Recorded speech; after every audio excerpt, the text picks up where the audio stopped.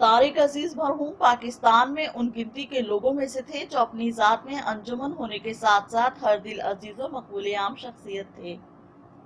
अगर कहा जाए कि आज पाकिस्तान टेलीविजन ने अपनी आवाज खो दी है तो शायद गलत ना होगा। इस इदारे को उन्होंने खुद सींचा और परवान चढ़ाया।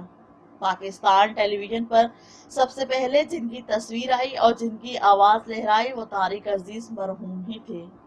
वो टेलीविजन के इब्तदाई अनाउंसर और न्यूज रीडर भी थे। टेलीविजन के कई ड्रामों और कई फिल्मों में उन्होंने अदाकारी भी की। वहीद मुराद मरहूम की फिल्म सालगिरह के मशहूर गाने ये तो वही जगह है गुजरे थे हम जहां से में वो वाजिया हैं, ताहम उन्हें लाजवाल शोहरत मेजबानी से मिली। नीलाम घर जो एक मालूमाती तफरीही प्रोग्राम था वो कई दहाइयां पाकिस्तान टेलीविजन पर चलता रहा।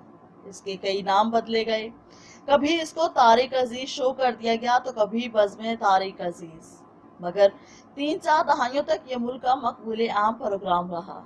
नीलाम घर को पाकिस्तान का पहला गेम शो कहा जाता है और तारिक साहब से ही मुतासिर होकर आजकल गेम शो हो रहे हैं। मगर हक बात यह है कि तारिक अजीज साहब का वो गेम शो नहीं था, बल्कि वो एक तरबीती प्रोग्राम था जो आप अपने खानदान के साथ बैठकर देख सकते थे और आपको यकीन होता था कि प्रोग्राम में कोई ऐसा मौका नहीं आएगा जब आपको अपनी फैमिली के सामने शर्मिंदा होना पड़े।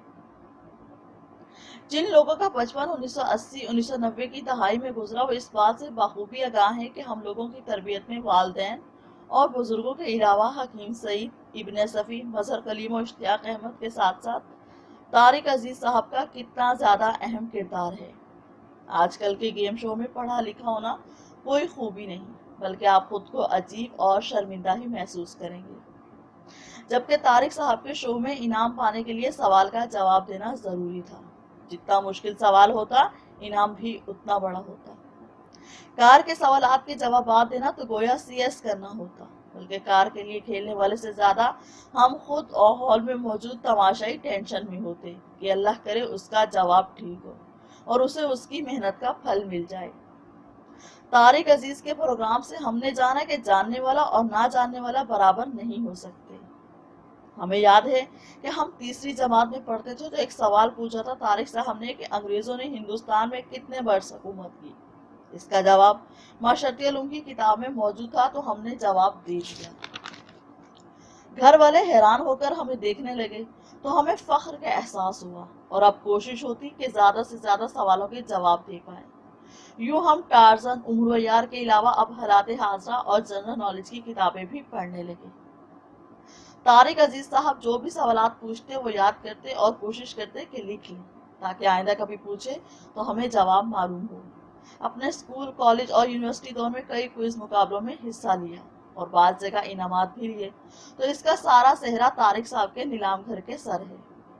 तारिक साहब स्कूल और कॉलेज के तलबा और तालबात को बुलवाकर मुकाबला शायरी भी करवाते थे। बच्चों में बिला वास्ता अदब का शौक पैदा किया और उन्होंने अच्छी शायरी की तहजीब की। अगर कोई गलत शेर या बेवजन शेर पढ़ता तो वो उसकी इस्लाह कर दिया करते थे। वो खुद भी शायर थे और क्या ही खूबसूरत अंदाज था उनका शेर पढ़ने का। जब भी शेर पढ़ते तो दिल चाहता कि पढ़ते ही रहें वो। गोया शायर ने इसीलिए नज़म लिखी है कि तारिक अजीज जिसे पढ़कर अम्र कर दें। तारिक साहब फरमाते हैं कि तारिक अजीज के सामने अल्फाज हाथ बांधे खड़े रहते थे। एक लेजेंड का दूसरे लेजेंड को क्या ही खूबसूरत खिराज अकीदत है।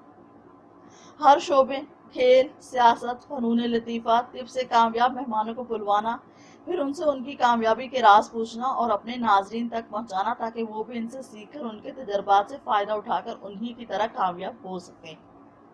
ये उनकी पाकिस्तानी आवाम से मोहब्बत ही तो थी। किताबों का शौक हो, शायरी की समझ हो या कामयाब लोगों से सीखना। तारिक साहब ने नई नस्ल की तरबियत में अपना किरदार बखूबी निभाया। कई नस्लें तारिक अजीज साहब की मकरूज हैं। इंसान दोस्ती भी उनकी एक नुमाया सिफ्त थी। तारिक साहब ने खैराती मकासद के लिए कई टेलीथॉन्स भी की।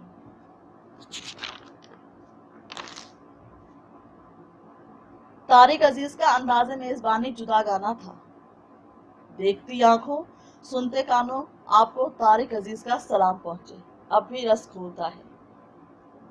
तारिक साहब अपने प्रोग्राम में एक सवाल पर ब्लैक एंड व्हाइट टीवी दिया करते थे जो इलेक्ट्रा कंपनी का था। हमारा छोटा भाई उसे अट्रैक्टा कहता था।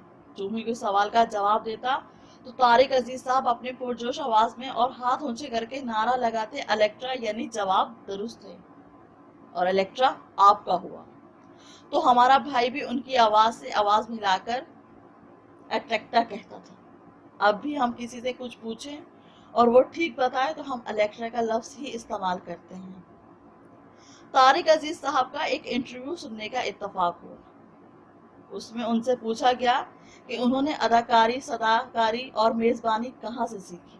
तो उन्होंने कहा, हमारे जमाने में कोई इदारे तो थे नहीं, बस हमें शौक था, वही महमीज बना और हम खुरदरू पौधे की तरह उगे और किसी इदारे से तरबियत हासिल नहीं की, मगर अपने शौक और मेहनत से उस मकाम पर जा पहुंचे कि जहां उन्हें खुद इदारे का दर्जा हासिल हो गया।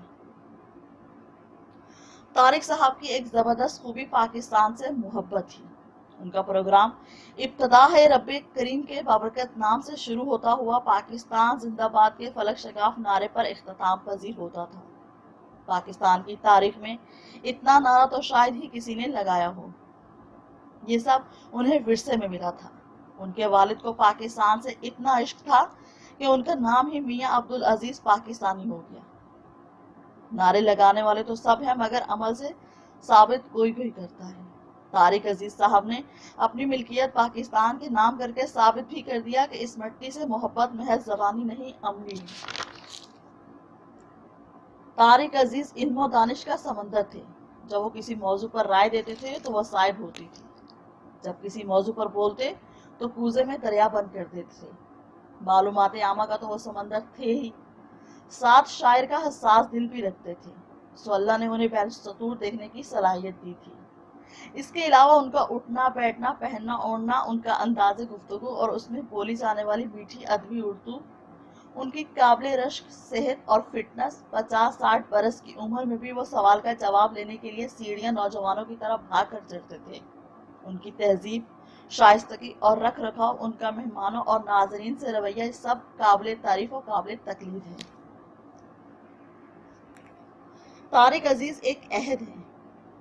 हमारे यहाँ किसी की वफात पर यह कहना कि उनका खला पूरा नहीं हो सकता एक रवायती जुमला है, मगर तारिक अजीज साहब उन खुशकिस्मत लोगों में से हैं जिनके बारे में ये बात तकल्फन नहीं बल्कि एक हकीकत है। आज पाकिस्तान के करोड़ों लोगों के बचपन की एक सुनहरी याद रुखसत हुई। प्रिंट, इलेक्ट्रॉनिक और सोशल मीडिया पर तारिक अजीज साहब को जबरदस्त खराज अकीदत पेश किया जा रहा है, जिसके वो वजह तौर पर मुस्तहिक हैं।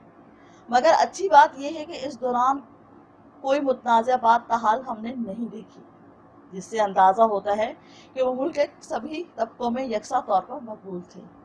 हमने बिलाशुबा तारिक अजीज साहब से बहुत कुछ सीखा।